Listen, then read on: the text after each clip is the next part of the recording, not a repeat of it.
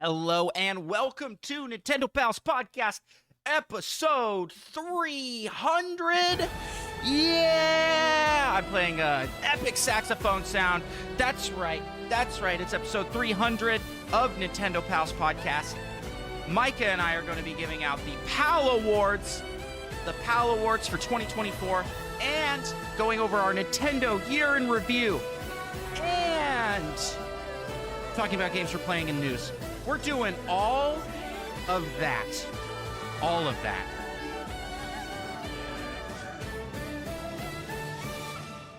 And more.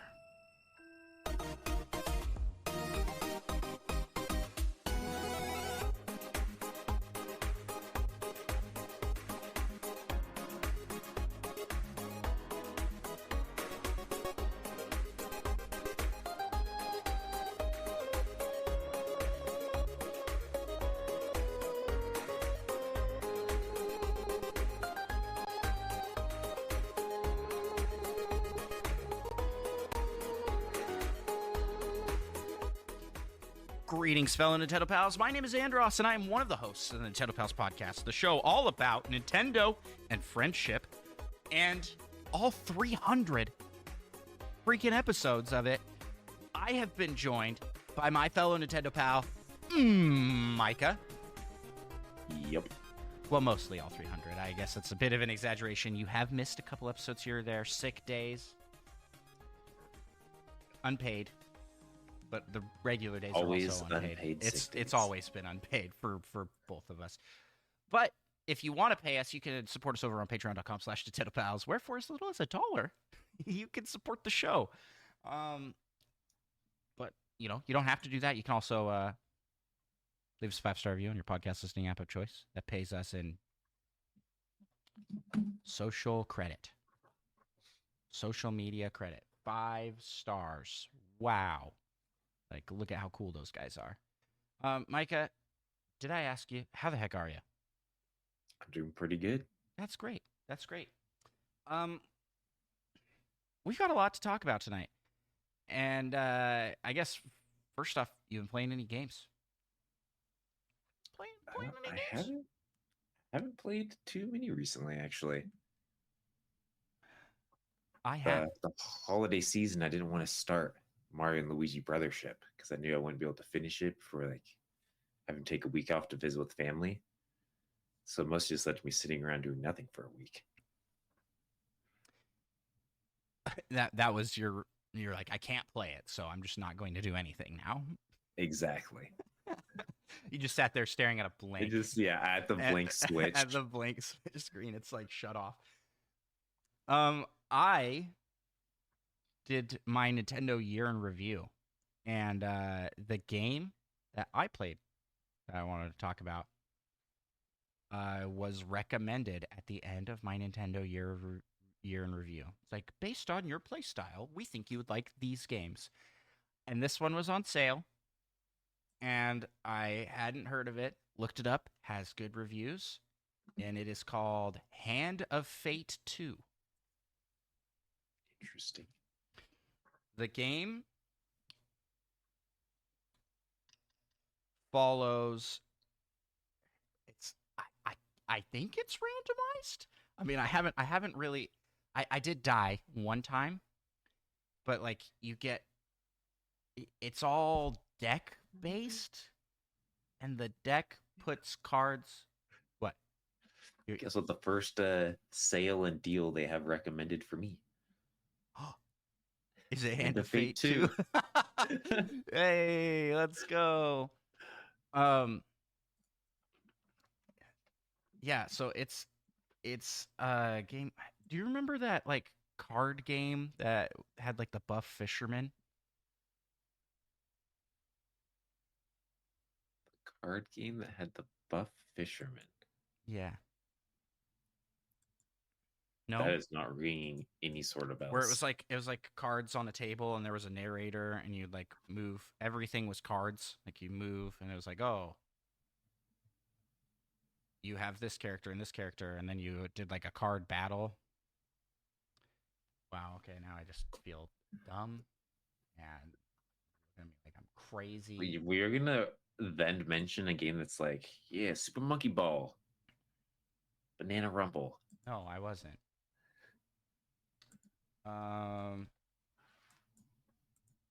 It's by Square. Is it that I think I actually might know which one you're talking about. I There can't remember were what it was. Voice of Cards. Voice of Cards. And there were a couple of them. There's three of them. It's three of them. Mm-hmm.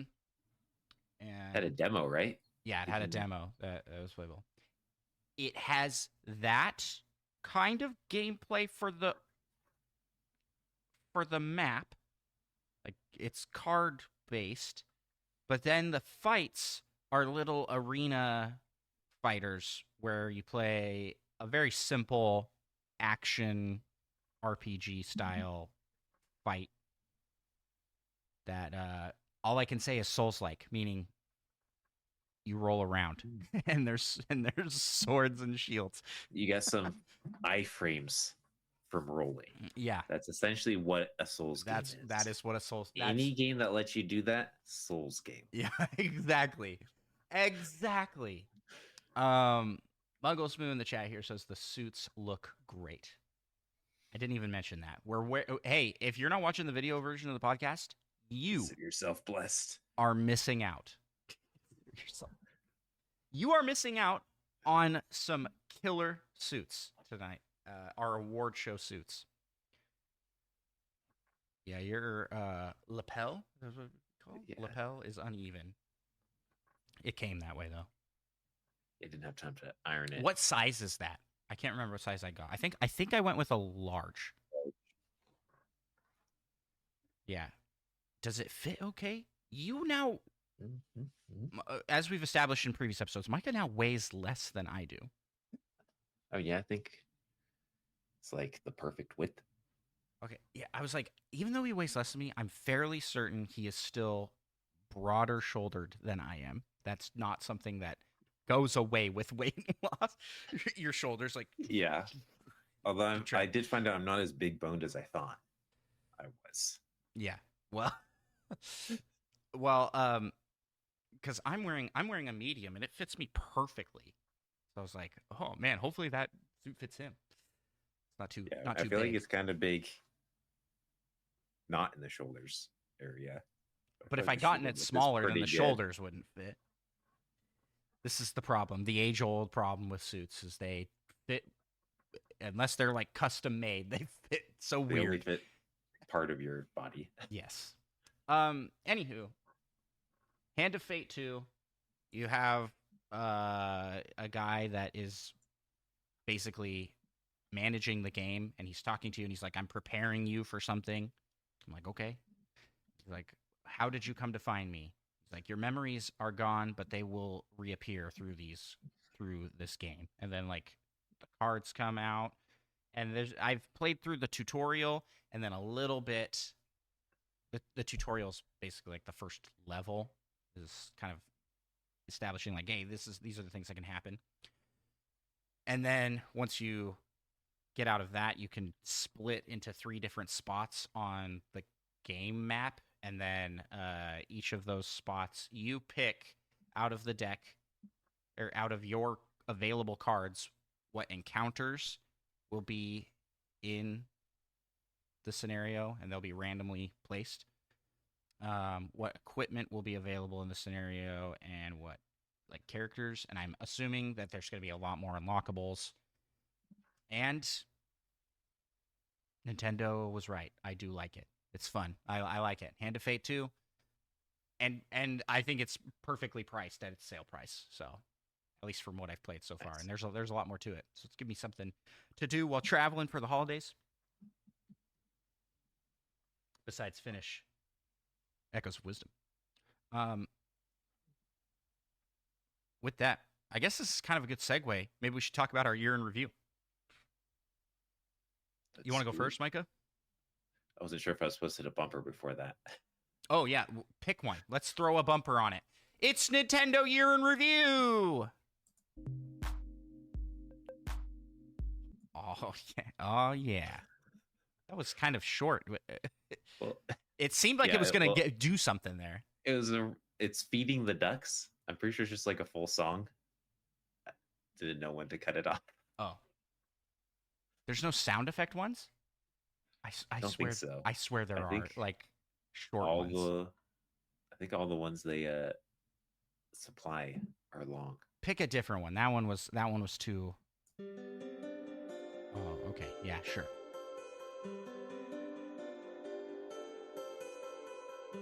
Are you gonna pull up your review? Are you gonna cut it off?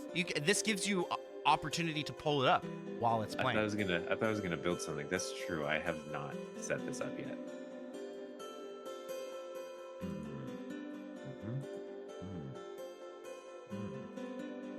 Now we know all those podcasts that have long bumpers are just setting things up frantically behind the scenes. I feel like that's the same thing, just looped 100 times. Yeah. That could have just been a sound effect. Yes, here's my year in review. It's Micah's year in review. You kicked off 2024 with Super Mario RPG. That was your first game this year? Yeah, January 1st when I played it. Well, I guess it came out last year, huh? Maybe. Yes. Well, it had to have come out in 2023. It didn't come out Unless it came out January 1st and I played it day one. No, because you know what? You know what? You were playing January 1st? Super Mario RPG? Well, I maybe not, but I assumed that it was Clubhouse 51 Games with me, because that was my first game of the year. Oh, really? Oh, interesting. Well, I guess I probably played it on your Switch. Yeah, yeah. So. And then you went and played this? That's true. Were we hanging out on January 1st of last year? I feel like we were. I guess usually not then? Usually I don't know. Jury's out on that one. We don't remember. Mm-hmm. I played 20 games for 320 hours. Nice. About an hour a day. It's respectable, I think. I think so. This surprised me, though. My second most played game, Game Boy Advance. What were you playing on there? Golden Sun. Oh, yeah, that makes sense. I can't remember what other game I played. Velotro's up there. Hours, I think I must have played something else as well. Yeah, of course, Splatoon, because I do that just about every week. Yeah, that makes sense. I guess these just go more in depth. Splatoon 3. I wish it showed what games. Wow, whoa, that's cool. And Velatro. I'm pretty sure those 47 hours were like almost entirely in May. Well, we're about to find out, because it gives you the month breakdown. Your gaming style is action and shooting. I guess so.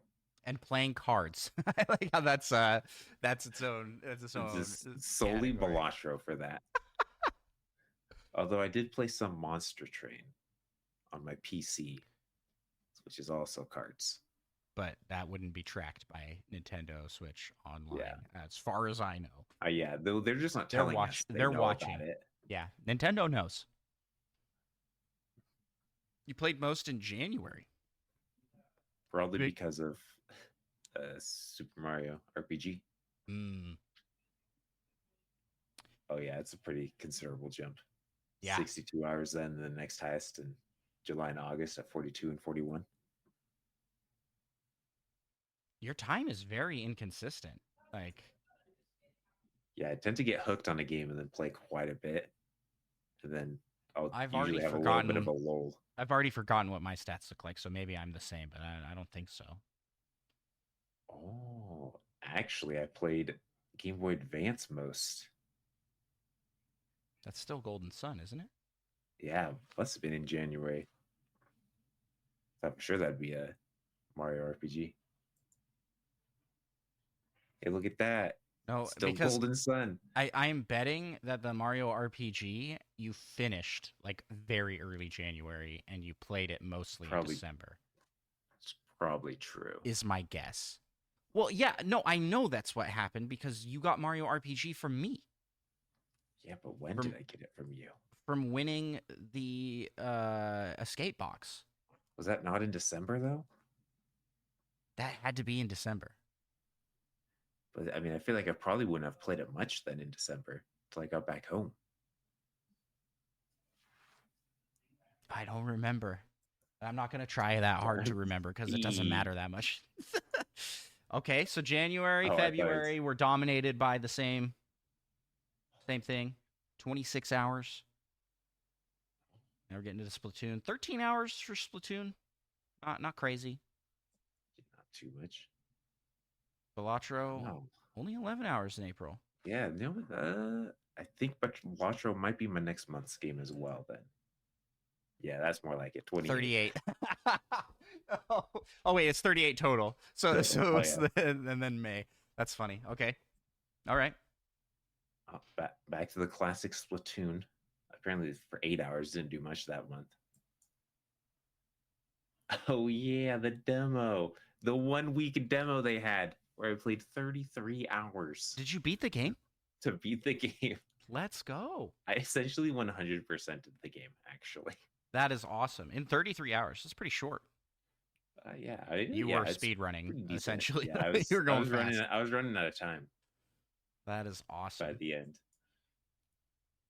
Oh yeah, good old Nintendo World Championship NES edition. Yeah. I'm just gonna preface here before we get to mine. You're gonna be disappointed in some of my numbers, and I'm gonna be looking to make sure Spelunky 2's not on there. And I'm going to come right out the gate and say it that 2 of my most played games this year were not even me. It's my children. I straight up, and you're Don't gonna see worry. why. You're gonna see why. I believe you. Gonna see why. I was like, what? I didn't even play this game once this year. Oh, it turns out I actually played like 70 hours. Spelunky 2, huh? Nope, it is not Spelunky 2. Enter the Gungeon. Hey. I got Making back a into just a little resurgent. bit. I can't remember what I Resurgence? had to do. Oh, I think I did the boss rush, which I apparently hadn't done before. Huh, look at that. And back Right, for as well. October. But only 6 hours again, so kind of You dead. just those weren't months. doing. You had a lot of hours in October. It looks like it's just like you can see games played. It looks like you're spreading Yeah, I played the 7. hours pretty evenly among your games. Only Echoes of 9 Wisdom. hours. That feels short. Yeah, well, it would be. I think it'd be more in December. Probably. You got it as a gift at like Thanksgiving, right? It's true. I did play a decent amount before Thanksgiving, but I definitely put some time into it in December. Yeah, which we don't have those stats. All right. The Here comes the big choice. What'd you pick for your favorite? Did you pick a Wow. favorite? I definitely picked. Oh, I guess this is all the games you played this year. Can't be all of them. Is this really all I played? Okay, definitely clicked on one. Wait, no, you got to pick one. Absolutely not. Why?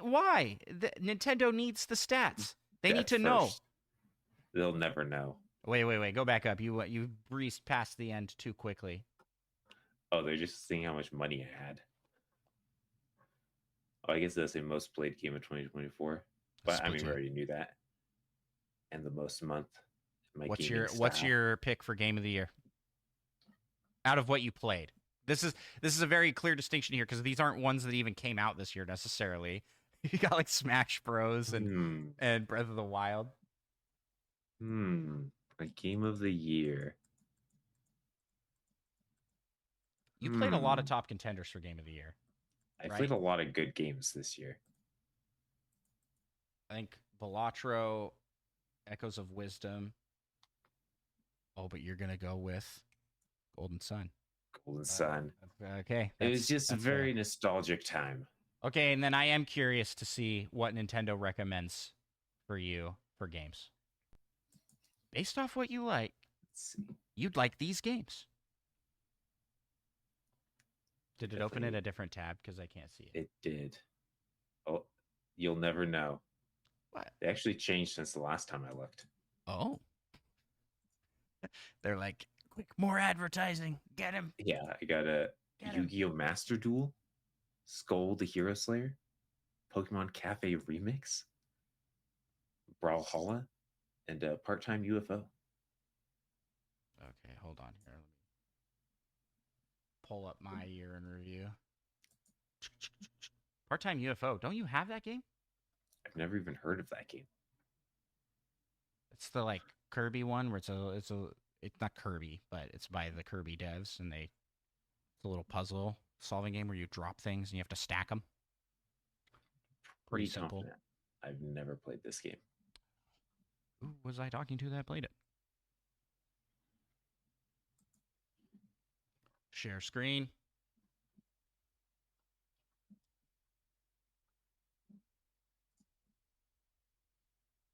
Boom. Can you see it? Yes. There we go. How do I full screen? That's a good question. F5? Was mine just automatically F5. full screen? I just shared a tab. Looks like you're sharing a window. Yeah. That's so when I click to look at the games, see it.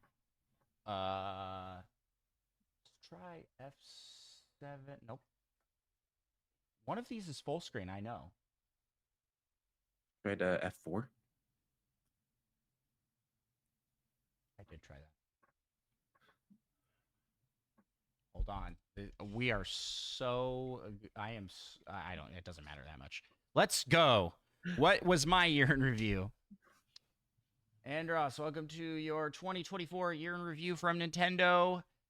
You kicked off 2024 with Clubhouse 51 Games Worldwide Classics. After you told us that it would be this. Want to see this? Wow, look at all those games. When you were scrolling through and you're like, oh, that's it. I was like, mine is much longer than that. I have so many games and a lot of like $1 eShop games that are... Oh, that cow game was awesome. The cow game was awesome.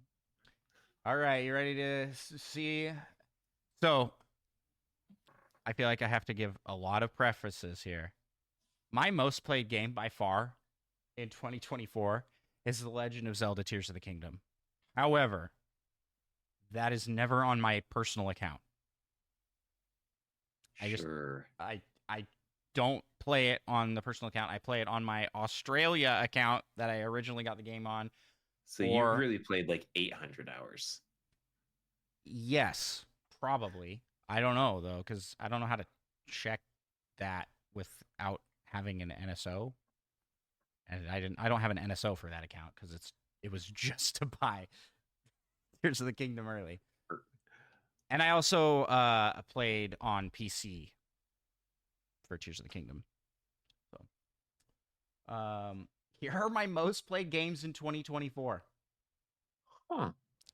And would you believe that I don't think I played Kirby in the Forgotten Land once this year, or Animal Crossing once? I don't believe it because right there it says that you did play them. Well, you know who did? My daughter. My daughter loved Kirby in the Forgotten Land and played a lot of this game. And she did not have her own account. It does not have her own NSO account. So she plays on mine because she needs an account to play. But this is all me. Vampire Survivors. Listen. That's all me. And I think I had like 60 hours in it last year. Actually, let me check on my Switch real quick to see my total time on that one. Oh, it's not in my recent plays. I play too many games, Micah. But if I open it up, it should pop into the recents, right?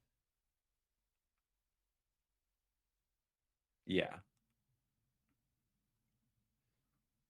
Okay.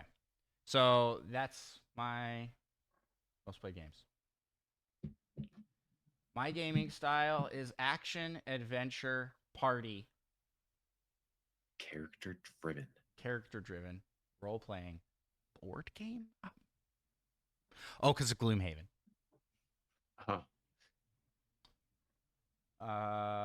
Your most played was in June at I think 80 that was like my hours. least played month too.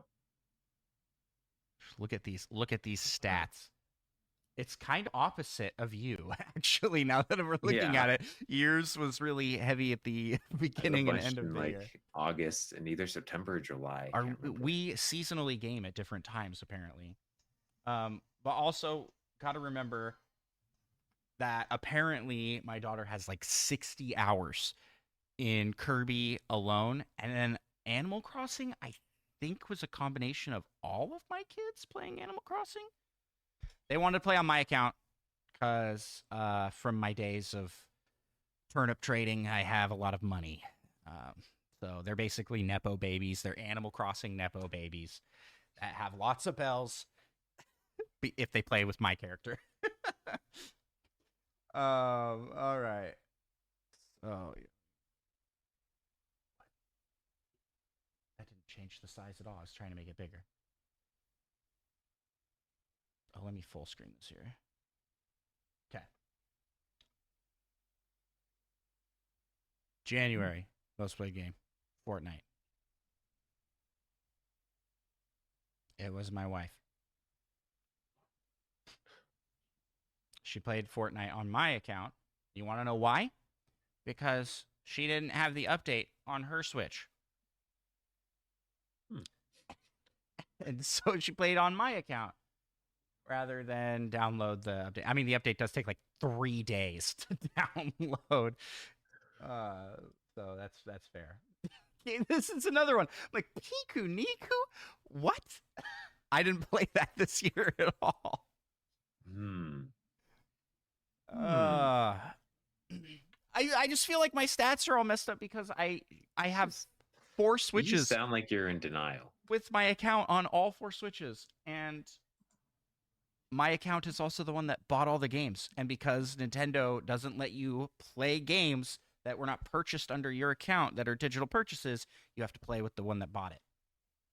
So everybody ends up playing on my account. Like 20 hours of Piku Niku. This game, I'm fairly certain, is like 4 hours long. Just want to point that out here. That's 28 hours in 2 months. This is me, though. This is all me. I listen when it comes up, and I know it's me. This is me. 75 hours, and that's because I played Paper Mario: The Thousand Year Door. 40. That was 40 hours I put into that game. That's a lot. Yeah, that's a good I don't amount. think that game's that long, but I did kind of like do a lot in it. June's when Animal Crossing came up. Not sure why this is at 37 hours. 37, huh? Yep. Like I said, I don't think I logged into Animal Crossing once this entire year. I have no idea what's going on that island, but someone's playing as me on there. Identity theft. Kirby in the Forgotten Land again. Wait. I feel like this whole time is you just saying, "Hey, this isn't me." Hey, this isn't me. Hey, this isn't me. Hey, this isn't me. Hey, this isn't me. That's me. Hey, this isn't me. Hey, this isn't me. Okay, that's me. Nobody else in my family played this game. I love this game. Nintendo World Championships That's a NES good one. edition. Legend of Zelda Echoes of Wisdom. This all seems Only low. This seems low. 12 hours. I apparently put 25 into it. 25 hours into Mario Party Jamboree. Just a lot of hours for a Mario Party game. Point that out. I played a lot of Mario Party in October, and then DLC dropped for Vampire Survivors in November. So 22 hours. there are a lot of unlockable characters in the Castlevania DLC, and I was having a good time getting them all. My total time into Vampire Survivors says 85 hours. and 55 of that was spread over this year. So that DLC is working overtime. All right, here comes the big choice, which I already picked. My game of the year is Super Mario Party Jamboree. It's even better than Paper Mario. Yeah, well, you know how I feel about putting a remake as my favorite game of the year. If I didn't have any reservations on that, then yeah, that's probably top game of the year. But this is top like new game of the year. Because it really wasn't like too different from the GameCube version. From what I have seen, it wasn't like too drastically different. This isn't like game of that came out this year. This is game that you played this year. I'm going to stand by my choice. I'm going to hold convictions. Why? No reason. Actually, almost shows Super Mario RPG. That's my game of the year. And then look at all those platinum points. Wow.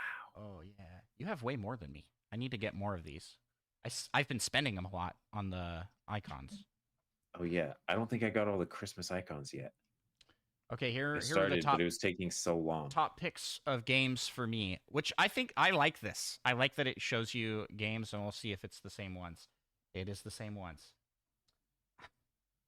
Shovel Knight Pocket Dungeon plus DLC was the first one last time. And they replaced Hand of Fate 2 with Part-Time UFO. Brawlhalla was not on my list last time. Neither was Loop Hero, but XCOM 2 was. Oh yeah, XCOM 2. XCOM 2. Yeah.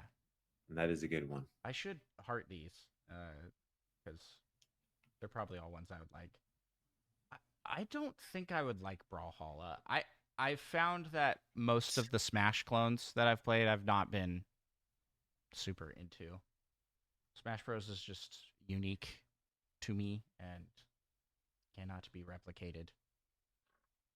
It either when it just be replicated, it either leans too much into the fighting game mechanics, and I just don't. I'm not into fighting games. Like Street Fighter or Mortal Kombat, it like leans more to the competitive side, or it's just chaos. And I'm like, Smash Bros. Balances a tight wire between those.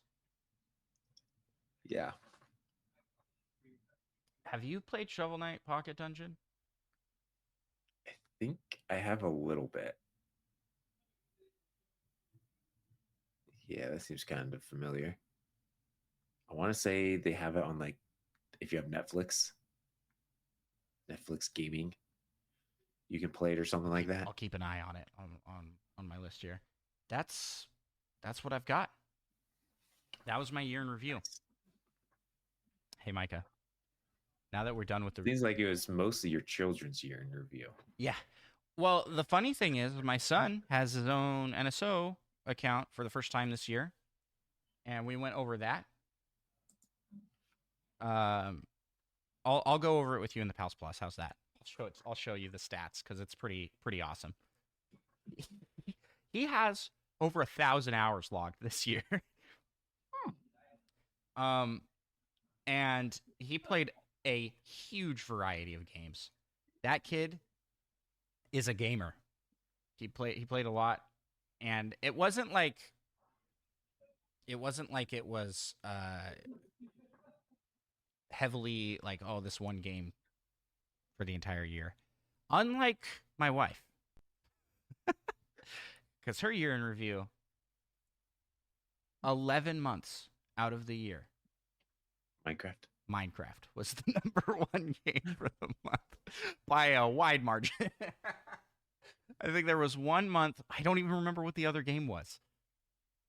What was is Muggles Moo in the chat still? Maybe. No, she's not. She could defend herself. I thought it was really funny. I was like, oh, this one game saved you from having an entire month or an entire year. A year was like the only game you played all year. But it's fun, and because we had so much fun with it in the stats, we're actually going to set up my daughter with an account as well, so she can have her own account and statistics, and we can see it. I mean, it's not any extra costs. We're on the family plan anyway, so just throw it on the family plan. Micah, that was all fine and dandy and fun, and all, all that, All those things. all of those things. But would you be willing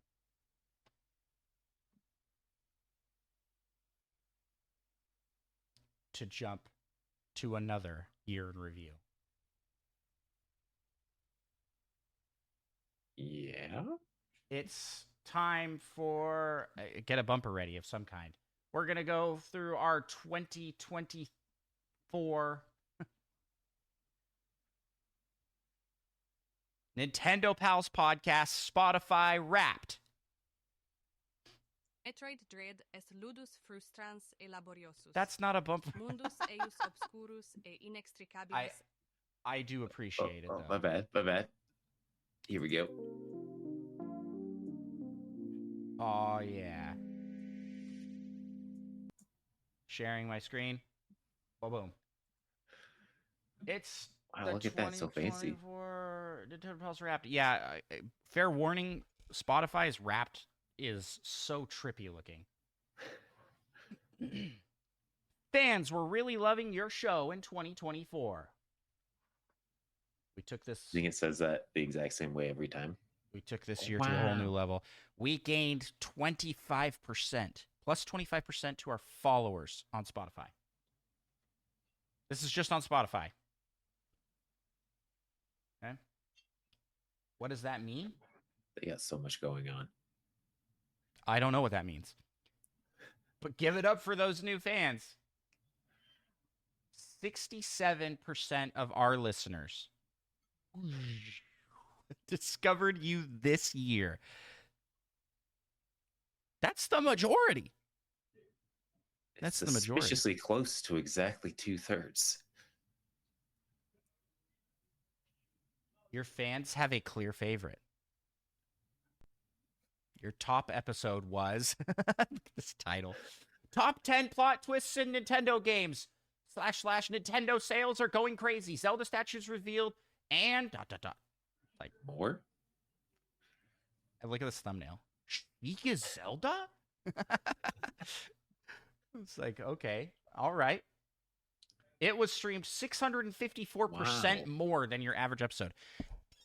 Okay, I just want to throw out here. Stats suck. What is we had a 25% increase to all of our margins. We had 654% increase on listening. What does that mean? What does that even mean? On what? 60% of what? Also, we need a reduce motion thing. Oh yeah, it is. I know Nintendo usually has one somewhere. Yeah, they do. They do not. Ever wondered who your audience is? Have you ever wondered who listens to Nintendo Pals? Well, let's break it down. Listeners by age: 13% fall into the 18 to 24, 9% 25 to 29, 17% 30 to 34, 43% in the 35 to 44 age range, 16% in the 45 to 54, and 2% 55 plus. I sat here looking at this yesterday, and I was like, why is the 35 to 44 so much bigger than every other category, than every other section? Practically how old you are. Well, you know why it's so much higher? Is because it covers twice the span of every other year prior to it. Oh yeah, true. So yeah, if it was split down the middle, it'd probably be like 20% apiece. Yeah, but 45 to 54 is also a big range and only has 16. Yeah. And then 55 plus, we are not connecting with that would be Gen X, the Gen X kids. We're not connecting with them. The 2%, 55 plus. That's like my dad's age. Well, I guess that covers like a wide range of ages, but like that's like how old my dad is. Like exactly, he's like 55. So I think that 2% might be my dad and my Just mom. your dad. Yeah, might be those two listening. That's 2%. Is just our parents. Do your parents listen to the show? No. Neither do mine. So it's not them. I don't know where that 2% is coming from. You guys rock. Whoever you are out there listening. But I do love how presumptuous it is that, like, yeah, 55 plus, like, we give up on you at this point. Yeah, you're all like, what does the that same. mean? What does that mean? Yeah, a 55-year-old, vastly different listening base than a 65-year-old, I'd say. And vastly different than a 75-year-old. You know, you go up, it's like you can't just lump everybody together in a 55 plus. I feel like that's so crazy. But whatever. They're lumping in the 35 to 44 as well. We appreciate you guys. Thank you so much for listening. It's really fun to see. We have had pretty good growth in the younger demographic. This used to be way low. I think it was like 2% of our audience was the 18 to 24 range. We're connecting with the youth, Micah. Because we are the youth. We're so young. It probably started when you said skibbity toilet. I was like, skibbity Ohio Riz. That's not even that. That's not even that generation. That's like 12-year-old right now, not 18-year-old. But I do appreciate what of the listeners under 18? That's probably a huge percentage of listeners there that we just don't even know. Yeah, do these all add up to 100%? Or if you're younger than 18, you're not supposed to have a Spotify account, and they just assume you are. I'm gonna 18. Add this. I'm gonna add this all up. Okay, we got 13% plus 9% plus 17% plus 43% plus 16% plus 2%. That does add up to 100. So there isn't undocumented listeners. So that's good, I guess. Let's move on. Where in the world have you been? Your show traveled the globe in 2024. We were streamed in 27 countries. Wow. And the United States was your top country. Yeah, that checks out. Makes sense. We are located in the United States. And our fans have great taste. Oh, yeah. Are you ready to know what our fans listen to besides Nintendo Pals? So ready. So ready? Okay. Other than your show, they also loved the Joe Rogan Experience. Huh. I mean, isn't that like kind of the #1 podcast? So I guess it makes sense. Yeah. I was sitting here going like, oh, it's presented by Call of Duty Black Ops 6. So Joe Rogan's like, maybe he's a gamer, and I didn't know. Did you know that? I don't listen to his show. I don't know. I don't think he's a gamer. Maybe it's a Nintendo podcast all along. He's been a Nintendo podcaster, and we didn't know. I think that's even less likely. Well, he was sponsored by Call of Duty Black Ops 6, so there's that. The Confessionals. Don't know much about that. Game Theory. That makes sense, right? Bedtime story superheroes. This kind of makes sense to me. Kind of Funny Games Daily. Also makes sense. Like these are like gaming and pop culture-y shows.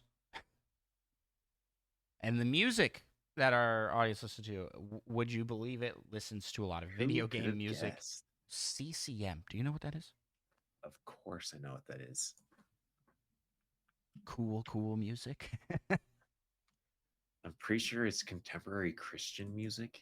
Oh yeah, let's go. Piano rock. I have never heard the term CCM before. Yeah, never. Man, get with the times. Yeah, I need to get with it. I need to. You're gonna lose the 18 to 24 demographic. Audiobook genres are sci-fi and fantasy, religion and spirituality, and history. Listeners can't keep their eyes off of us. Our show was in the top 10% of Wow. video podcasts on Spotify. That's right. That's right. Being in the beta has paid off. I think we've been boosted more in that sphere than other shows, but I don't know. Maybe not. Okay, here's our we're at the top quadruple 10 top 10. for 91 Spotify listeners. It's a pretty substantial amount of listeners. What is this? Like 24. Oh, just did not register to me that that's what I was looking at there. Wow. And we were top 5 for 52 fans. And we were the number 1 show It's gonna be for one fan. for 9 people. And you people, you 9, are the real What do you mean, MVPs. you people? You people, you 9, you are part of the I once had a church leader say that there's like the 10 people that are there for everything. It's like you're that group of 10 that's there and is like the most supportive and awesome people there for everything. And it was called the STP Club, is what he called it, in the STP Club. It was like for volunteer work and for helping people in need, things like that. Which, by listening to the show, you help us are in need. We are in need of your listening. Yeah. So welcome. You guys are officially members of the. If Nintendo Pals was your number 1 show, you are officially a member of the Nintendo Pals STP Club. The same 10 people. And your top fans listen to you 3 times more than your other listeners. So that 91. Which means they're obviously listening to every episode 3 times. Oh yeah, that's what it means. What kind of creator are you? Are you ready for this? This is a new thing that a lot of Wrapped Ooh, publishing images are frequency, doing. huh? They give you an AI generated like title or like badge. What are we? Wow. The storyteller. What the heck does this mean? That's pretty cool, I guess. What does it mean? This doesn't make sense, though, because our podcast, we don't even do that on our podcast. We're not telling stories. we talk about video games. Video games Sometimes. have stories. Yeah, the video games are the ones that tell the stories. We just talk about them. We're like reporters? What would you call us? Chatters? Podcasters. I don't think we're telling stories. But thanks, Spotify. Oh, I love this. Your fans have entered the conversation. You had 6 comments. Wow. That's like not even true, though, because I've been on and I've seen way more comments than that on Spotify. So don't know where that stat came from. You got 3 poll votes. Do you not want to know what the most popular poll was? Who do you fight for? Fight for? What? The options were: I fight for my friends, I fight for my friends, and I fight for my friends. And would you look at that? Our podcast rating is a 4.9 on Spotify. Thank you, listeners, for leaving those 5-star reviews. They do help us out immensely, and they are just you guys are just so cool. You're so cool. And with that, we close our 2024 Nintendo Pals Wrapped. I feel like they made that slideshow thing in like the 80s and then just never updated it. It's very hard to look at. Or maybe 90s. It's very hard to look at. Kind of as bright and shiny as these suits. Anywho, let's move on. Micah, it's time for the Nintendo news.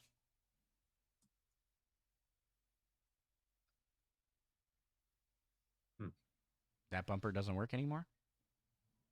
Kind of seems that way. Oh, there we go. It's like I might have it. Have to keep clicking a couple times. I have it too. Okay.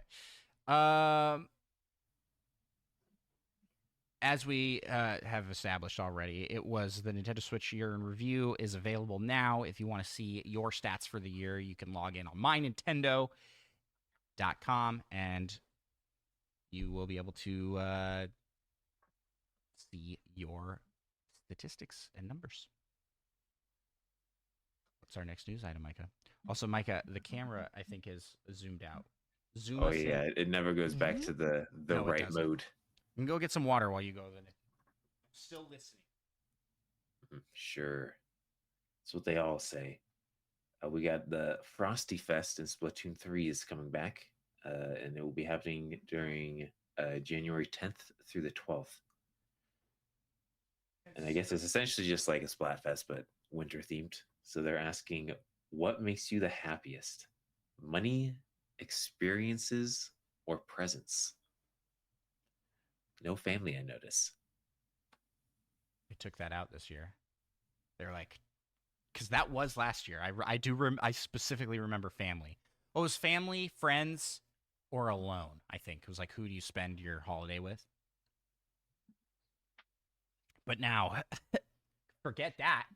Money is where it's at. Heck yeah.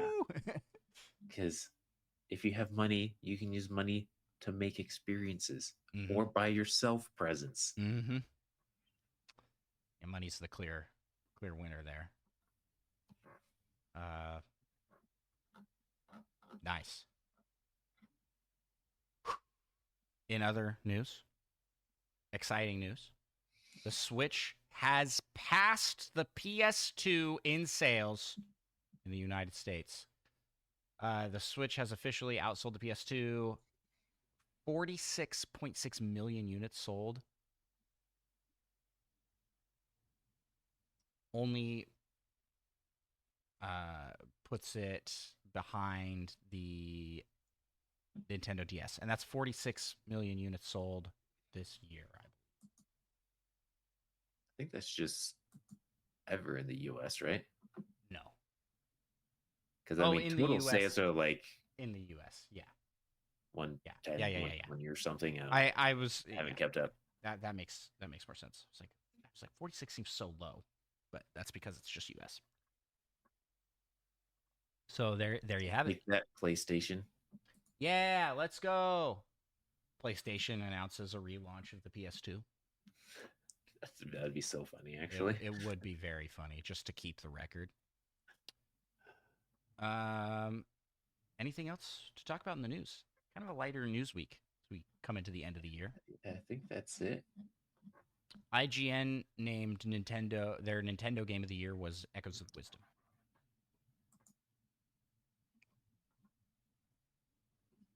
So, that's cool. Well deserved. Nintendo won no awards at the Game Awards this year.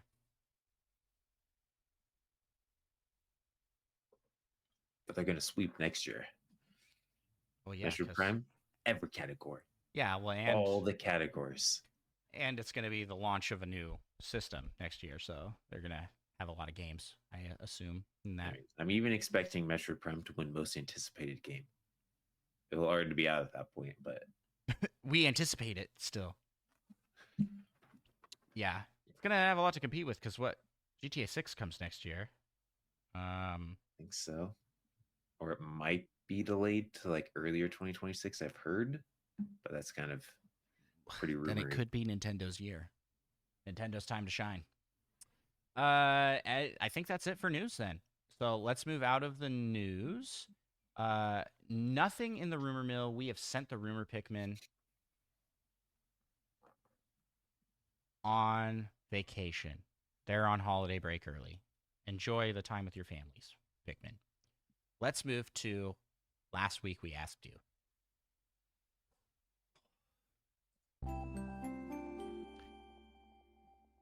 Last week we asked you.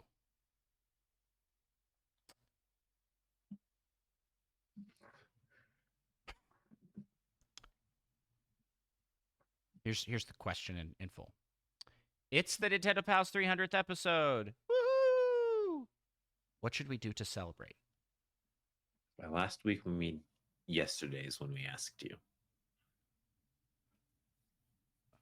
Are you putting out this episode tonight? Are you putting out this episode tonight? No, I'm not. Mm, I'll schedule it. So, right on. got you, Micah. You can't.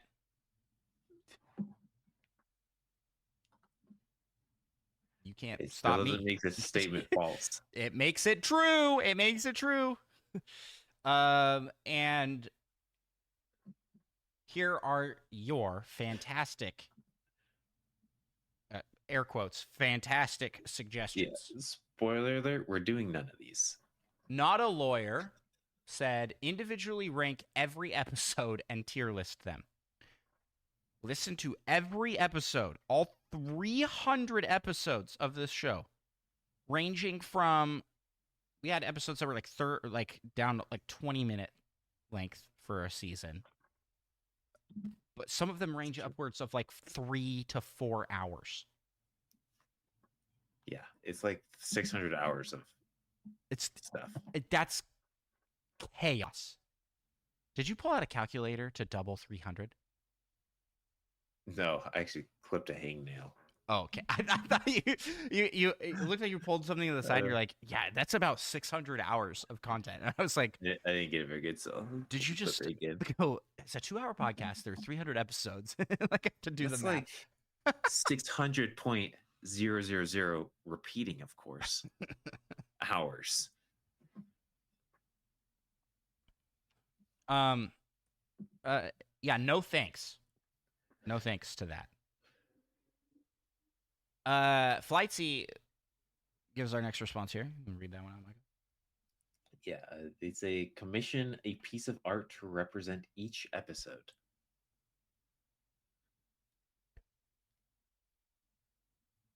I know that we have had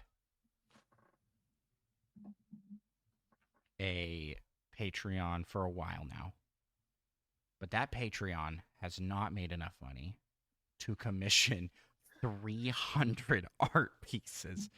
Like $1 million. That's not cheap. I won't point out.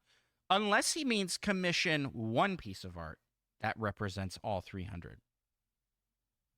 Commission a piece of art to represent each episode. I mean, you could read it that way. I could read it that way. So that must be it. And well, we didn't do that. So either way, we failed. Sorry, Flightsy. Next up,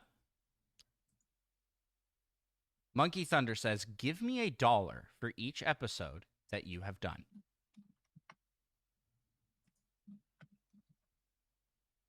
Now that could So, potentially be paid with the Patreon. But probably not going to do that because I think it sets a bad precedent to pay one person $300 for celebrating 300 Yeah. episodes. If only we had enough money to pay everyone $300. Every listener, you get $1 for every episode you listen to. That is a horrible idea. No. Nope. Just have it on loop. Double speed. What do you think we are? Raid Shadow Legends? You can't just throw money for people to look at our podcast. But maybe that's what we've been doing wrong this whole time. Maybe Monkey Thunder's onto something. Yeah, well, don't worry. Monkey Thunder says they won't tell anyone. Oh, good. I know you want to give me $300. we so badly want to give you $300 and everyone else too. If I had $300 to give to everyone, I for sure would. Well, you could take out a loan. They need $300 to give out to everyone. Yeah. What's our estimated audience size though? That's a lot of money. That's a lot of money. I just want to point out that's and taking out a loan is goes against exactly what against what I was saying. I don't have that $300 to give. You could have that. The bank does. The banks do.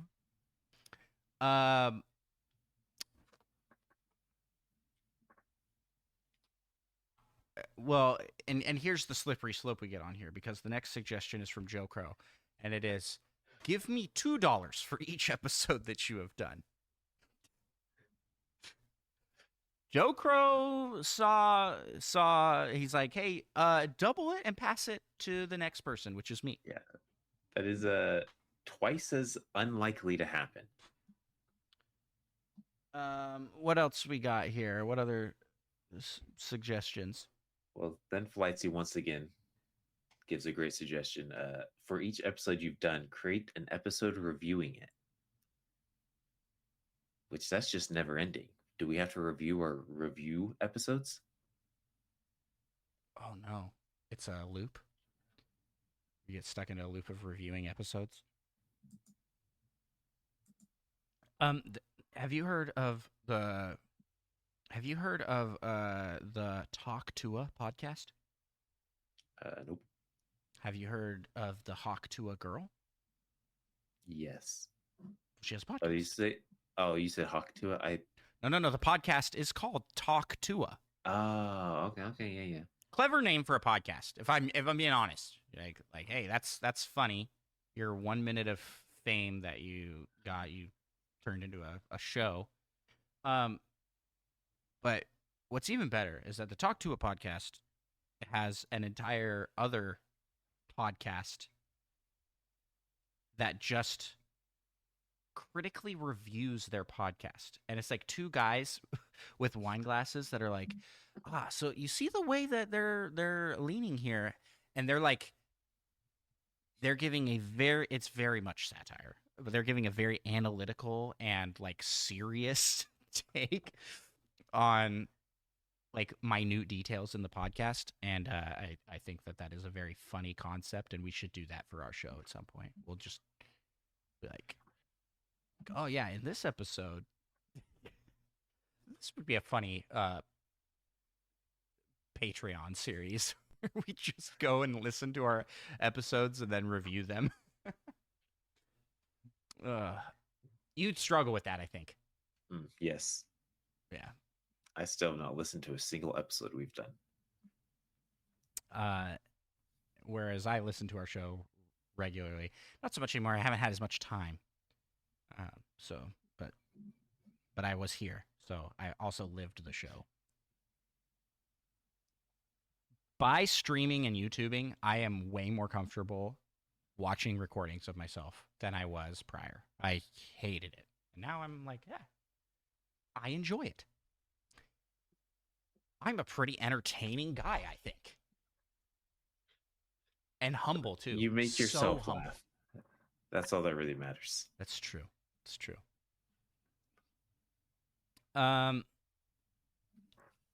So to these responses, I sent the Anakin Skywalker GIF that says, "What have I done?" And Flightsy responded, "Around 300 episodes is what you've done." It's pretty good. I just can't. I couldn't win in this in this Discord exchange. There was no winning. Well, not for you. Not for me. Other people won, I think. You guys win. You guys win. You broke me, and I love it. I thought this was hilarious. I thought this whole thing was really funny. And this is why I love our community. Bunch of funny guys. Fedorable Will has an actual suggestion that I think is great. You want to read that one off, Mike? I guess I read the last one. It's so dry, though. Me too. I'm so thirsty. Fortunately, my water's very far away. Fedorable Will says, Do the ultimate collab where you get as many of the past guests you've had in one ultimate episode and have them take over the podcast while you and Micah do the nonsense the rest of us come up with in the background, such as making a sculpture with 300 marshmallows. I actually really like this idea. I went out and purchased marshmallows. Well, Muggles Moo went out and purchased marshmallows for me. But for the sake of time, I think we're gonna have to skip on that one for this time. However, we are going to revisit this idea. I have this on our idea board. I love the idea of an ultimate everybody that we've ever had on the show coming back to help us celebrate. And so this may be an early next year project that we take on. It's tough to get those kind of big collaborations together just because scheduling. But I'm confident we can do it. Also, just so people don't feel like we're ignoring them in the live chat here, welcome into Monkey Thunder, Muggles in the chat, and we've got JT Wusky Fan. Welcome in. Thanks for being here for the live show. We don't do these live shows as often anymore, but because it's the 300th episode, I thought it would be fun. And JT Wusky says, happy 300th episode. Thank you. Thanks for being here. 300 episodes. It's a lot. And Micah, with that, I think it's time to move on to the PAL topic.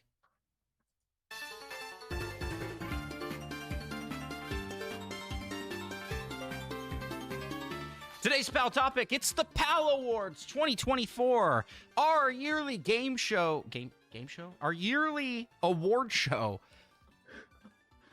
which typically has its own dedicated episode, but this year we're doing things a little different. This year, the awards and nominees are presented by you, the listeners, and we are picking the award winners. And what we have, I think, 10 categories submitted, and there's some interesting ones. I thought we'd get some goofier ones based off of the last week we asked you, but these are actually good suggestions. So, hey, I'm not gonna complain. Hey, don't sound so surprised. We will end it off with the game of the year category, which is the big one.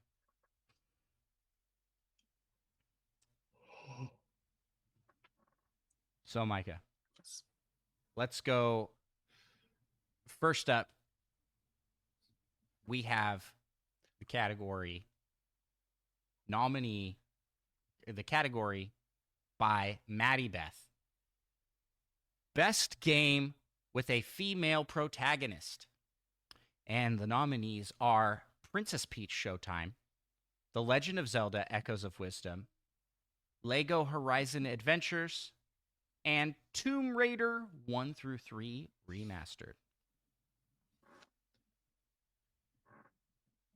And it's up to you and me to exactly decide. One of these. So, and that exactly one of those is the winner. I think you and I are in agreement that the winner for best game with a female protagonist for 2024 is The Legend of Zelda Echoes of Wisdom. Yes. Yep. I think that this is the debut game where Zelda is the playable character, and it was so well done. It's such a fun game and makes me excited for potential future games that do a similar formula. Princess Peach Showtime was really good too, but I don't feel like it appealed to as wide of an audience. That was much more targeted to a younger demographic. My kids loved it. They did like that game. All right. Give us our next category. The just to satisfy my own curiosity category. No, that's That's not a category. That was just more games with female protagonists from this year. Oh, was that? Yeah.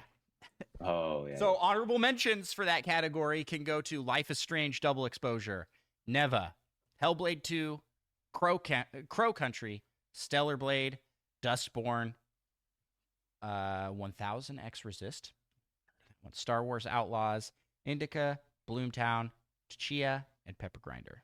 Which not all of those were on Switch exclusive. Yeah. I don't think I played any of those. I can't remember. Did Pepper Grinder have a little demo? Mm-hmm. I That think was the maybe I one with played like that the then. little like drill, if I recall correctly. Yeah. So yeah. Our next category, I think, is actually the one from Spider-Shan. Spider-Shan. Best RPG. Number 1, Dragon Quest 3 HD 2D. 2, Unicorn Overlord. 3, Mario and Luigi Brothership.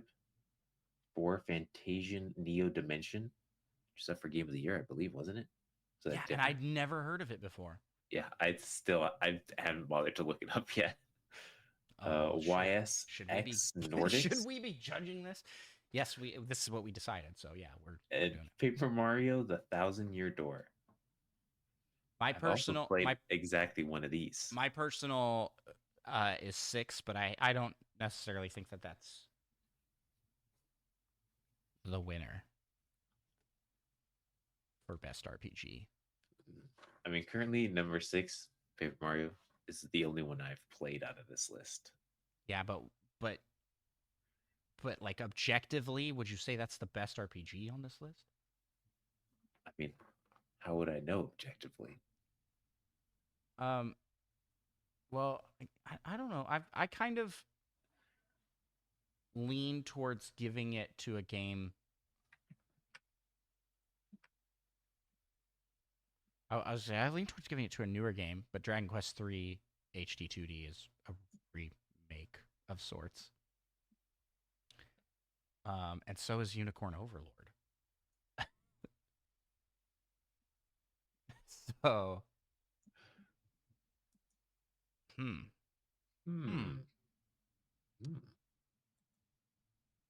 just watched the trailer for the Fantasian Neo Dimension game. I want to give it to Dragon Quest, personally. I feel like that's like the most in traditional sense of what an RPG is. RPG. That is new this year, and the Dragon Quest 3 HD 2D. Yeah, the remake. Yep. It's a remake that's pretty ground up remake, unlike Paper Mario, which I feel like is much more port. Excuse me? Have you seen the lighting effects? True. We actually, now thinking, we should have had a remake category because there were a lot of good remakes. There were a lot of great remakes this year.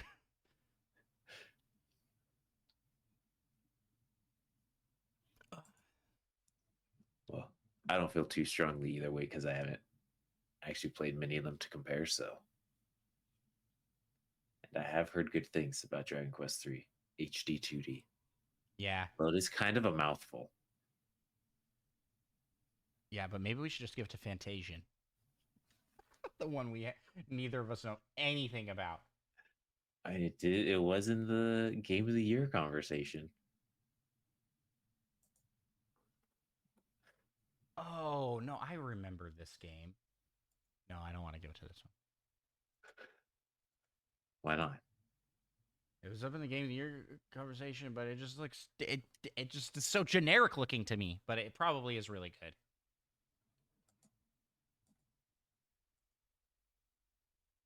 Yeah, this is the one where you could like curve your weapon attacks to like hit multiple enemies. Oh yeah. That's pretty cool sounding. This trailer didn't show that at all. I think we got to give it to Dragon Quest, the classic, the RPG. I mean, it's the grandfather of RPGs.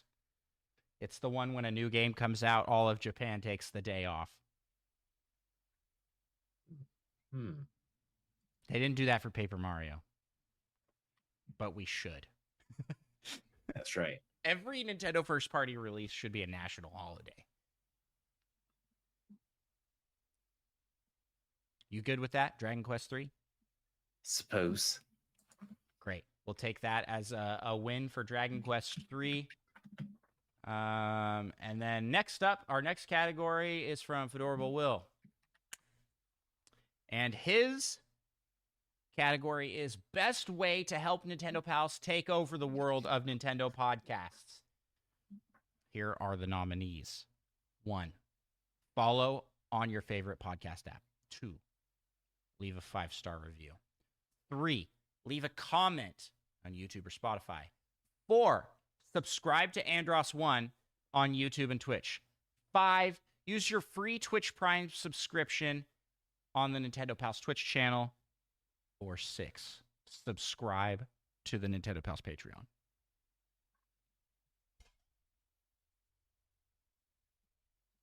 Who do you want to give this one to?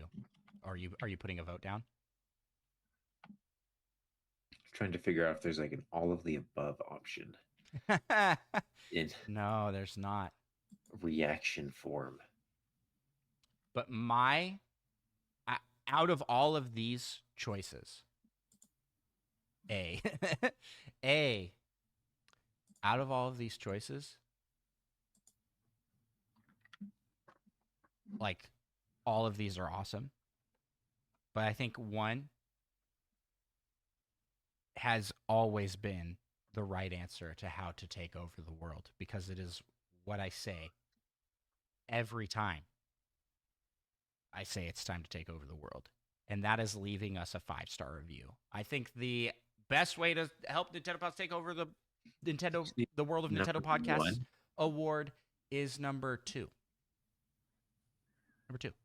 Okay, number 2. I thought you said number 1. 2, leave a 5-star review. Why? Why does that beat all these other options? Well, it is potentially the lowest effort with the highest return.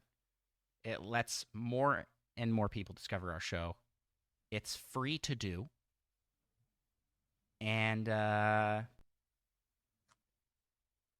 feel like the other ones, I don't really like asking people for money. I don't really like doing that. So I don't want that to win the award. Yeah, if you could just pay our Patreon more. Yeah, actually, we'll just add in a different one. Send us $1 million. That is the best way to support. Send us $1 million. Thank you so much for helping us to take over the world of Nintendo podcasts. And Fedora Will, thank you so much. This is my favorite category of the year. By far. Better than Game of the Year. Moving on to the next one. Next category. Given to us by Presto. All right. Best Colorful Adventure. We got Paper Mario, The Thousand-Year Door, The Plucky Squire, Echoes of Wisdom, Pepper Grinder, Mario and Luigi Brothership, and Penny's Big Breakaway. It's a tough one. There's a lot of... all of these games are very bright and colorful. What are you feeling? What are you feeling here? Well, I played 2 of these games. Not based off what you've been playing, because this is solely based off of Colorful Adventure.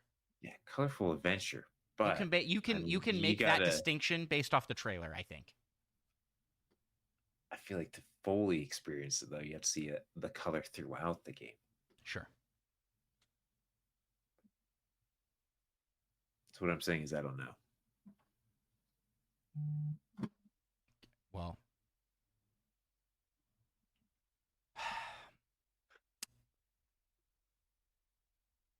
I'm kind of feeling Plucky Squire for this one. It does seem pretty It is colorful. pretty colorful, very artsy, and very bright. I think when your main character's outfit is like neon pink, I think that's a good indicator. It's going to be a bright and colorful game. Although Penny's Big Breakaway it kind of hurts to look at it, so bright and colorful. But I think that kind of docks at points in my eyes. It's not It's too much. Too bright and colorful. Yeah, it's too bright and colorful. Yeah, I kind of want to toss this one to Plucky Squire. Although, Yeah, just rewatch the trailer. Seems like a good choice to me. okay, hold on just a second here. Yo, you're live on the podcast. What's up? Hey, sorry, Mr. Caller earlier. Oh, yeah. Well, we're recording our 300th episode of Nintendo Pals Podcast. Is there anything you'd like to... Happy 300th episode. Hey! Podcast. Is there anything you would like to say to the audience while we record? How much of your lives have you spent listening to this? Don't make them question things like think that. about that. Why are you saying that like that? That's I thought it'd be dramatic. well, with episodes being roughly 2 hours piece, that's like roughly 600 hours if you listen to every episode. I'm going to assume. I'm going to assume no one has listened to every episode. Surely there's got to be Okay, one. I'll let you get back to your podcast. All right. This is and for everybody listening, this is a longtime friend of the show on the very first episode. Right? Were you on the first episode? Was that? You were on an early I don't think I episode. was in the first. Second I was episode. in the third episode. No, you were in the first like 2, and then you were gone. This is my brother Max, and we are recording this on his birthday. So everybody in the audience say happy birthday to Max. Happy birthday! Oh, they all did it. All right. Well, I'll call you back later. All right. Peace.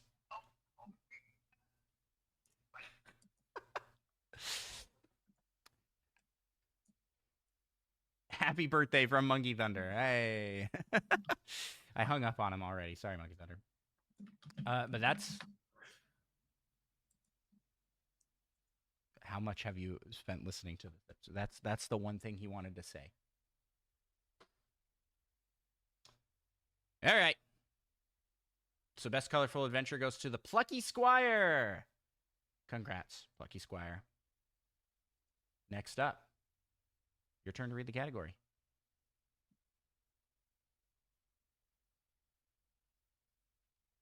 Or is it my turn to read the category? I believe it is your turn. to read the Okay, well, category. why didn't you just say that? You just look at me like... Well, I had to think about it. And I had to look at things again. Okay, the most anticipated Nintendo game. Ooh, We know who which the could winner it is. be? Okay, we know who the winner is, but let's list out the nominees. The nominees are Donkey Kong Country Returns HD, Pokemon Legends Z-A, Professor Layton and the New World of Steam, and the final nominee and the winner of most anticipated Nintendo game for 2024 is Metroid Prime 4 Beyond. And I can confidently say that on this list, that's probably the one I'm looking forward to the most. Although I am very much looking forward to Only- Pokemon Legends. Probably. No, I said I can confidently say that Metroid Prime 4 Is probably is the probably the one that I'm looking looking forward to the most. Yeah. I confidently said it, though. forward to. You're very confident that it's a I'm probable. confident that it's probably. No, I'm definite. That's the one I'm looking forward to most on this list. I mean, I'm going to be honest. You could have had Breath of the Wild 3 on this list. I'd still choose Metroid Prime No. 4. This is games that have been announced. It's like Yeah. that's why we have Donkey Kong Country Returns HD on here, which neither of us is looking forward to. Get out of here, Donkey Kong. I am looking forward to the roller coaster opening. Yeah, true. Hey. Okay. Next up.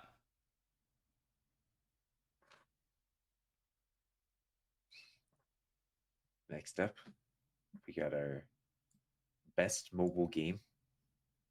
Nintendo's mobile games have been have been down. Wait, you got cut off there. Oh, is as suggested by Presto. Yeah, they haven't put out as many mobile games. A lot of them got shut down and have been done. But what do we got? Who are our nominees?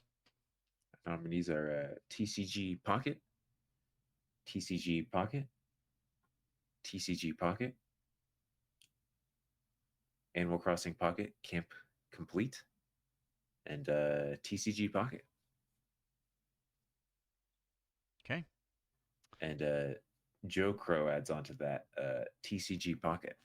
Oh, yeah. True. Option 6, TCG Pocket. Maddie Beth does point out, where's Genshin Impact, Honkai Star Rail, or Zenless Zone Zero? And the answer is, those are Nintendo games, Maddie Beth. What are you doing? This is the Nintendo PAL Awards. The PAL Awards 2024. Do you think either of us played Genshin Impact? I mean, I've already admitted to only playing like 2 games on like each of these lists so far, so I've only played 1 game on this list. Micah, I think we know who the winner is for this year. Let's say it together for best mobile game in 3, 2, 1. Animal Crossing Pocket Camp Complete. Absolutely. Is the winner for 2024 best mobile game. Congratulations to all the nominees. But yeah, Animal Crossing Complete wins it for this year. Move on to 2024's great games that didn't get the attention they deserved award. I like this as a category. This is great. The answers are, or not the answers. You can pick one choice on this test. The nominees are 1, Splatoon 3 Side Order. 2, Shadow of the Ninja Reborn. 3, Fantasian Neo Dimension. I would say that's true for that one. 4, Yes. Is that how you pronounce those? Yes. I said YS. YS Yes X Nordics. And 5, Pepper Grinder. So how many of these have you played? Well, none. These didn't get the attention they deserved. And you know what? I think I lean here heavily towards Splatoon 3. Because I feel like from the gameplay I have seen of it, I mean, it's right up our alley. It is. Yeah. It is a roguelike Splatoon game. And yeah, it like was so hyped up, but then it took so long to come out. It got delayed, right? It got delayed. And then when it came out, it came out to like not a lot of press or fanfare. And even though it's like really, really good, it sort of died on arrival as far as like attention goes. And I think that sucks because in all honesty, this is where I would like Splatoon 3 to go or Splatoon as a series to go more than. Yeah. Have that mode in 4 when it releases. Exactly. So Splatoon 3 Side Order is my pick. How are you feeling? I think I agree. All right. I was either between that or a Pepper Grinder, which are the only 2 I've actually seen like gameplay of. Yeah. Well, and then Fantasian Neo Dimension, I just want to put on there because I was like, I've never heard of this before until it was at the Game Awards, even though I had, because this was in a Nintendo Direct. and it came out and I guess was awesome, but not a lot of people played it. Like I just didn't hear about it. Snuck its way into Game of the Year, man. Almost. Well, it didn't win, but yeah. I mean, it could have been close. Could have been. Splatoon 3 Side Order is the 2024 great game that didn't get the attention it deserved. And yeah, was it a game? It was DLC and not a game, but it was the price of a new game, essentially. So, yeah. Give us our next one, Micah. And now we got suggested by Octorock, 2024 games that got more attention than they deserved. Okay. Okay. The Strong list opinions here, I is think. Balatro, Power World, Sonic X Generations, Sonic's Concord. X Shadow Generations. Close enough. Wait, what did I say actually? You just said Sonic's X Generation. Sonic X Generations. Speaking of, that movie came out. Sonic X Shadow Generations, Concord, and Astrobot.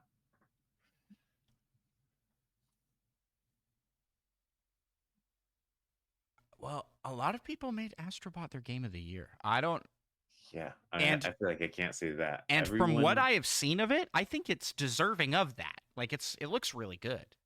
Yeah. As a Mario fan, maybe I have I bias. mean, it looks kind of a lot like Mario Sunshine. if I'm Yeah, being honest. it really does. It really does. Or like a Mario Galaxy almost, because you're like hopping around all these different worlds. Yeah.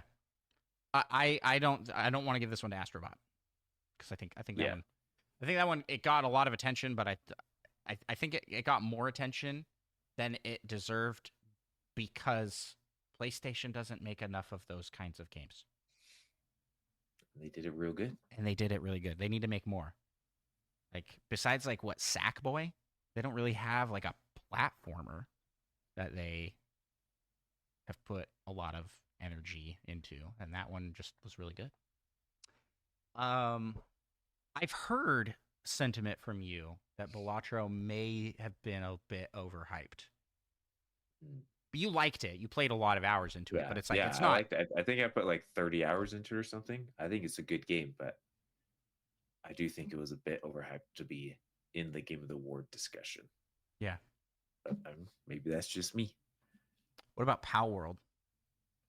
I think that's kind of the same. I think I played like twice. I thought it was pretty good, but then it got way too grindy. It Pretty got quick. more attention than it deserved just because it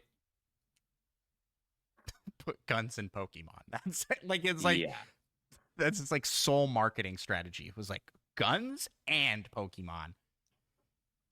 It's Yeah. kind of what it went for the shock value, and it worked. I mean, the game was like crazy huge for that like 2 weeks when it first came out. yeah. And it's not like a bad game, but Sonic's I can't. Sonic X Shadows Generations. I don't think this got more attention than it deserved. I think this game's marketing was pushed so hard. I saw so many ads for this game. Like, I'd forgotten about this game. oh man, it was constant ads on Twitch and YouTube. And a lot of people are like, "Oh, why don't you use ad blockers?" Because I'm not a monster, okay? No, that's not. It's just because I just don't. Power to you for skipping ads. I should, but I don't. Sonic's.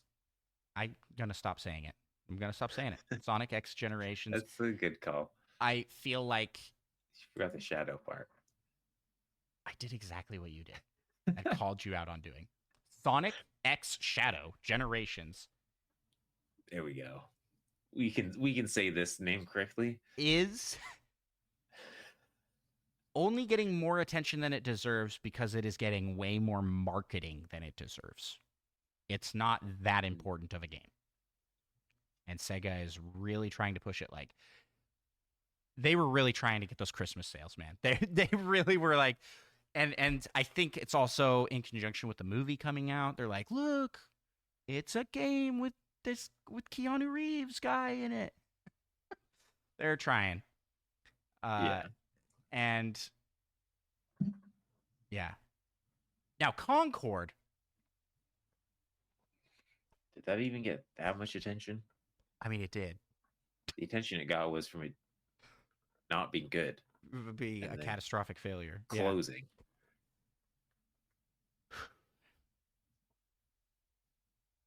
So I don't know. I don't know if it got more attention than it deserved. It didn't really get any attention in its game. It got attention for being bad. You're right. That's not really the same thing. It's not. It wasn't overhyped. If that's what this category means. But I think it may have been slammed a bit harder than it needed to be, but also Probably. where are you leaning on this? This list is I kind I'm of kind of thinking Power World. I kind of lean on the top two. Yeah. And Yeah, Power World or maybe Balatro was my runner-up. I'm Still a good game. yeah. I'm gonna go with Power World as well. Got more attention than it deserves. But I also kind of I think it's good. It got a lot of attention. Is this controversial to say that I'm glad that it did, because Pokemon needs to be knocked off their freaking high horse, or should I say high ponyta? They need to You be shouldn't have knocked said that. down a peg because they are lazy. They are sloppy and lazy, and they are the number one media company franchise in the world, and their games have been doo-doo in What? their Did you release put, form like, quality. 170 hours into I know. Scarlet and Hey, Violet? I put a lot of time into it, but I openly say that it released in an unacceptable quality. And I didn't have very many issues. I know you didn't. You bring just this up every focus time. Too much on graphics. Right. It's all about You bring the this up every gameplay, time, man. but I am not alone here. I'm not crazy. Don't try and gaslight me I don't into think saying that it I've was heard good. anyone mention it's had bad graphics or anything. You're but yeah, that I feel like competition for Pokemon is good. And Pokemon seems to think so too, because they're suing Pal World. They're like, "Oh, no, don't make us work harder. Now we have to compete with someone." Oh. That's my impression of Pokemon executives. I love Pokemon. Can I just say that? Like I grew up with Pokemon. I love it. And so I don't just know if I believe you after what you just said. well, I just want it to be better. It's like the same way that I love my country. But I just want it to be better. It's, we can be disappointed and still enjoy a series. We could be disappointed with it, but still enjoy it, right? I think Pokemon could be so much better. Maybe. And Pal World presented a possibility of what a better Pokemon game could look like. And what is it? It's a generic survival game that starts in beta and never leaves beta. Just like all of those games that are like that. I mean, it's essentially, what was the game that we played? It was like Nordic. Valheim. It's Valheim.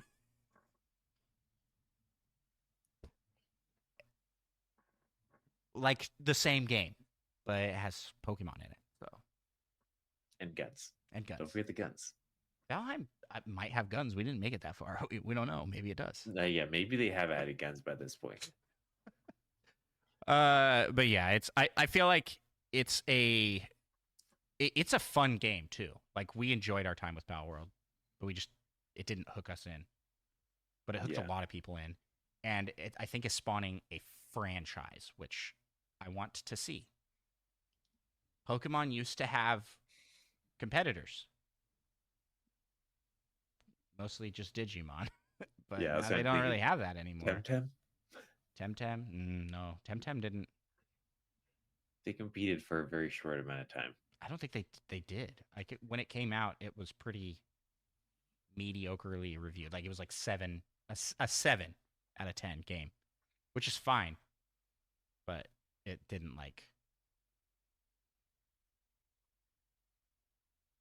do what Power World did. And that's put guns. If they just put in guns, I don't know. I'm looking forward to the change that Power World is initiating more than what Power World is by itself. And I hope that Power World as a game continues to improve and become like a more solid regular game. And then I hope Power World 2 is even cooler. Anyways, that was a long-winded rant on that. Sorry, Octorok. Probably not what we wanted. I gave it more attention than it deserved. In the spirit of the award, it goes to Pal World. Next one up is from Fedora Will, and this is the most replayable Nintendo game / DLC of 2024. Number 1, we have Splatoon 3 Side Order. Ooh, multiple categories. Category sweeper, potentially. Number 2, Nintendo World Championships NES Edition. Number 3, The Legend of Zelda Echoes of Wisdom. Number 4, Super Mario Party Jamboree. And number 5, Endless Ocean Luminous. And also shout out to our buddy Sam, Third Strongest Mole. Says congrats on 300 episodes in the chat. Thank you for being here, my friend. Appreciate that. All right, Micah, I talked the ear off of you and the audience in the last category. I want to hear your thoughts on this one. Well, start with the ones I think aren't as replayable.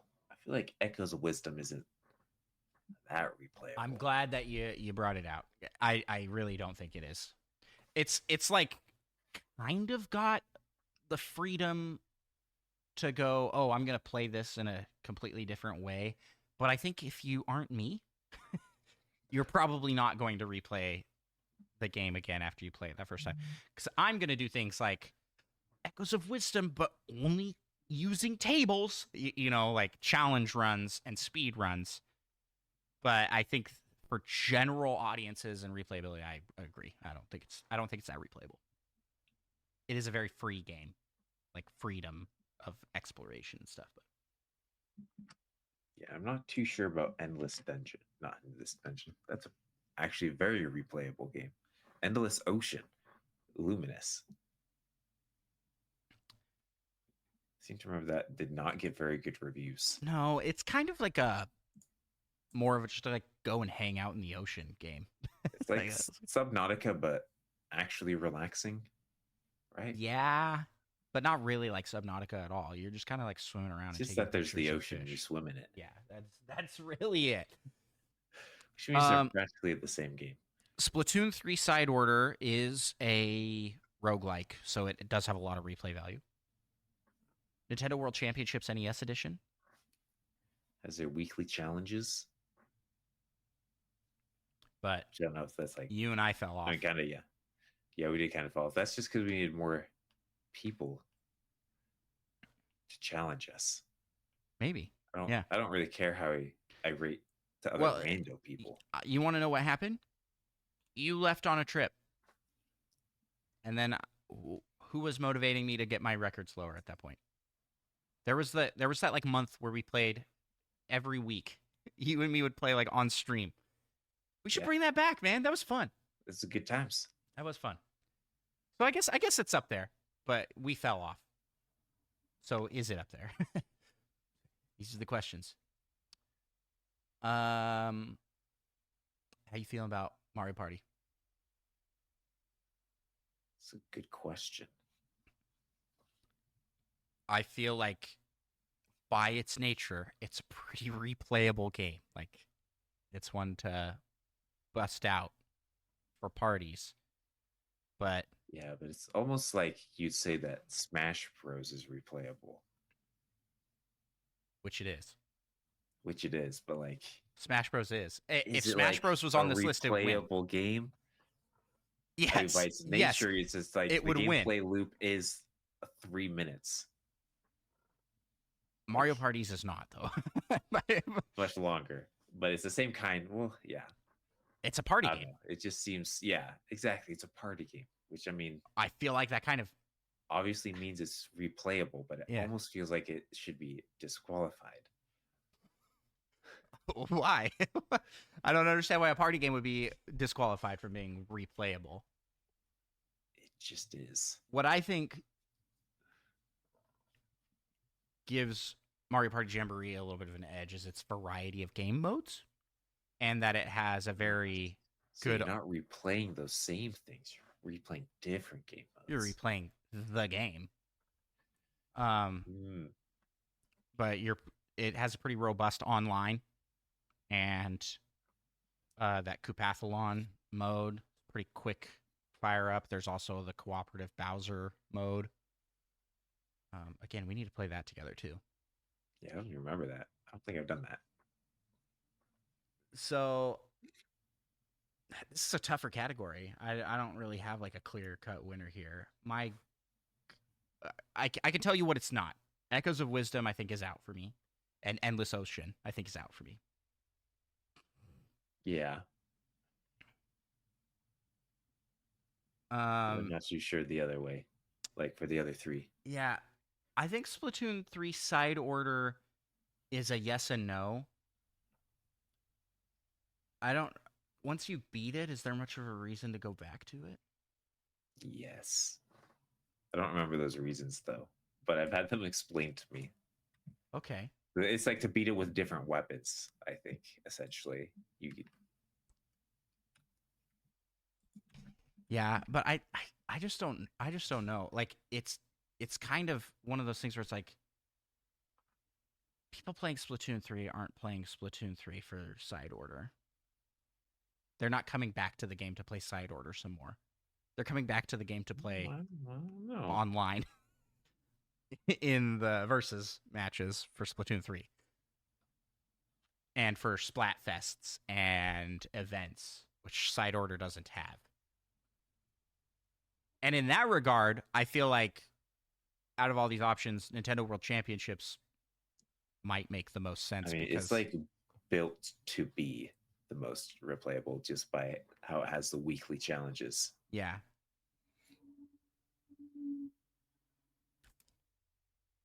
that what we're feeling? I think we've talked ourselves into it. The answer, the winner of the most replayable. We did it for a month. Yeah, the winner of the most replayable 2024 Nintendo game / DLC is Nintendo World Championships NES Edition. My personal is probably Super Mario Party Jamboree, but I think between those two, I probably spent an equal amount of times replaying. And, well, no, Nintendo World Championships is just a no-brainer here. That's when I'm literally playing the same game. Remember we over did that and Metroid over run? and over again. Yeah. Super No, Metroid? I don't even know why. I don't even know why I'd 1,000 argue times? anything else. That now that we've talked about it, yeah, that's the winner.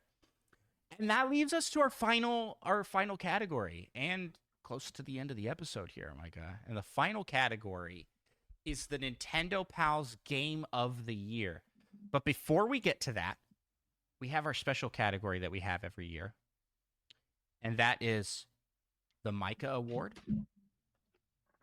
and the Andros Award. The Micah Award and Andros Award are our personal 2024 Game of the Year picks. And this kind of gives the opportunity for, and they have to be games that came out in 2024. This gives the opportunity for us to pick games that we know probably weren't the Game of the Year, but like our personal favorites. So what's your choice? I think my choice for the Andros Award, I'm just gonna go back to what we did at the beginning when we went over my year in review. I'm gonna give it to Super Mario Party Jamboree.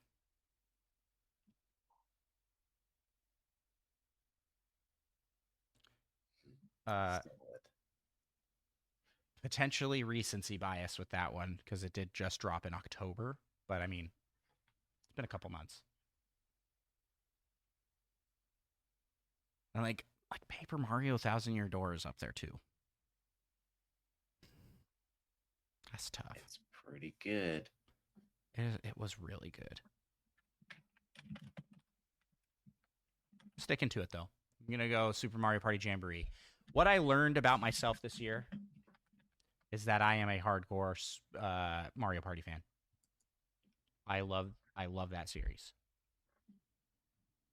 And I didn't know that about myself. I just always considered myself a casual fan until I realized, no, I love all of these games. And this was the one that really set me on that path to now call this one of my favorite Nintendo series, which a lot of people scoff at, including my own co-host Micah. What? Mario Party? That's like a party game. Those I don't would count as never real s- games. Those don't count as replayability games. But that's my answer. Micah, what gets the Micah Award this year? Well, I, I think I gotta give it to Paper Mario and the Thousand Year Door. You are a legend. You didn't even play it. But I played the original. And it's only that, but better. I hear. Yeah. Well, I think that I think we both kind of. I want to use our twin telepathy. I think we know who wins Game of the Year, but let's we list shied off. away from the Game of the Year. Yeah, let's as our list own off personal. the nominees for the Nintendo Pals Game of the Year. Number 1, The Legend of Zelda: Echoes of Wisdom.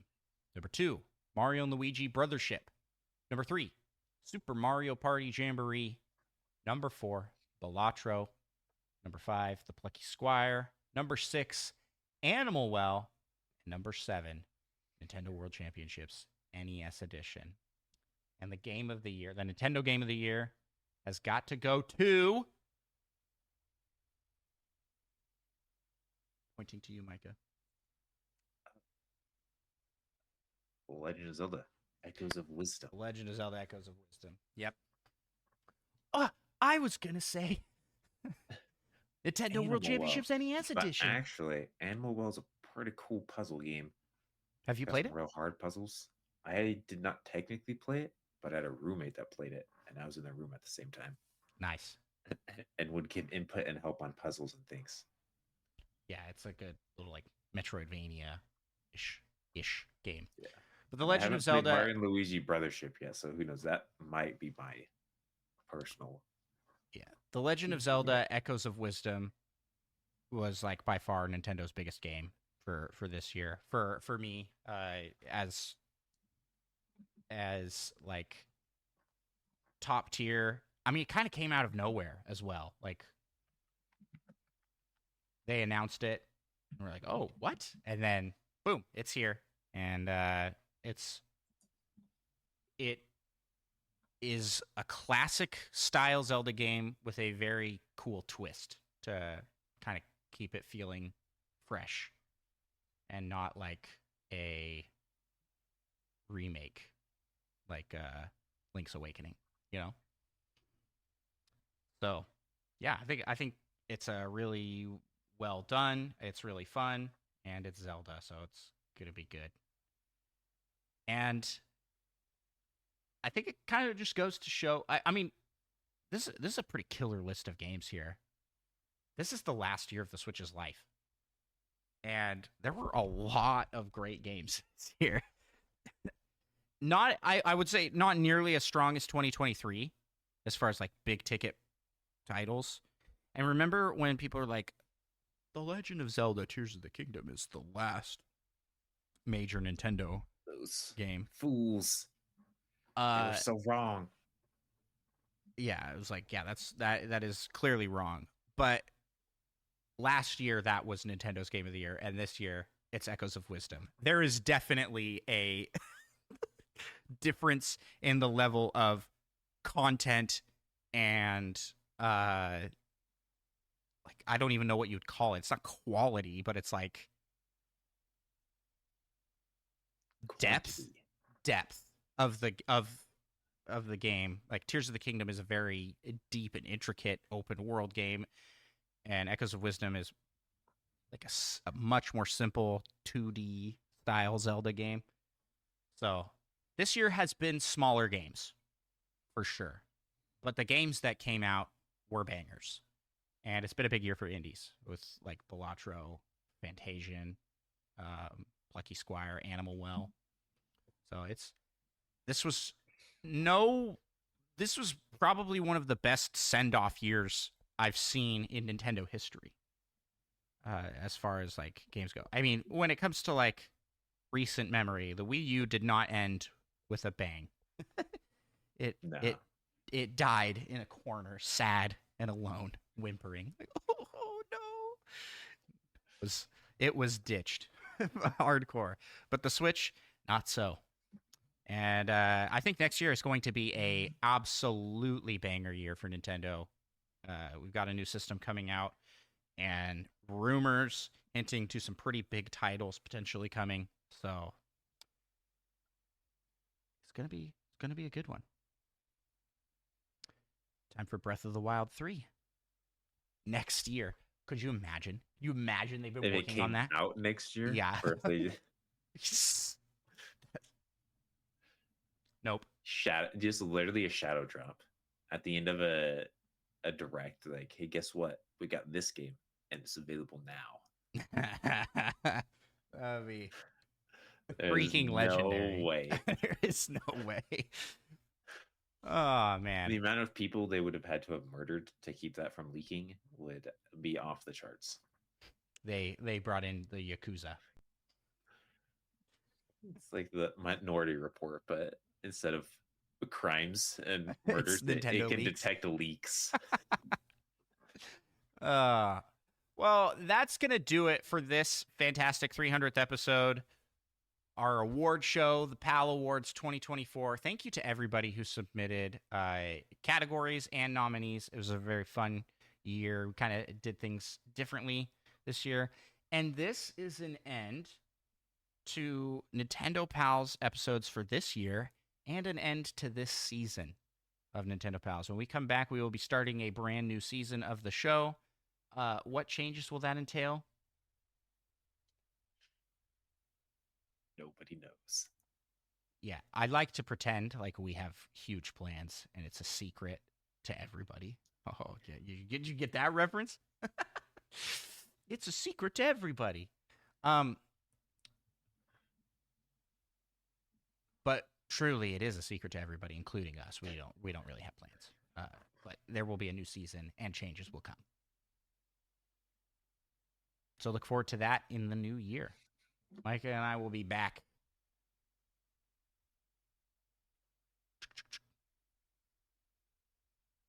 Probably second week of January when that episode will come to fruition. So, in the meantime, have a safe and happy holiday to all. Enjoy the 20 or so episodes Micah is uploading over the course of the break. And thank you so much for listening. Micah, close us out here with some wise words of wisdom. Belief is often strongest when it should be weakest. That is the nature of hope. Good message to end the year with. And here's to an awesome 2025. Nintendo Pal's biggest year yet? You decide, listener, by leaving us a 5-star review on your podcast listening app of choice. You're going to help us take over the world. 2025 is our year. Let's go!